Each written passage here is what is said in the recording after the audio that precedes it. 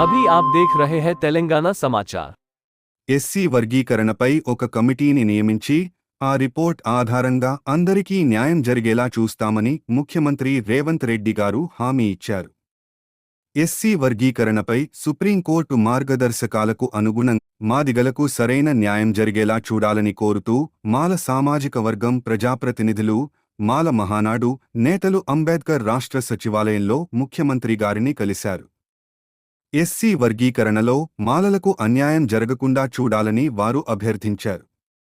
ముఖ్యమంత్రి గారిని కలిసిన వారిలో ఎమ్మెల్యేలు వివేక్ వెంకటస్వామి గారు, మట్టా రాగమయ్య గారు, చిక్కుడు వంశీకృష్ణ గారు, కెఆర్ నాగరాజు గారు, ఎంపీ గడ్డం వంశీ గారు, మాల మహానాడు నేతలు చెన్నయ్య గారు తదితరులు ఉన్నారు.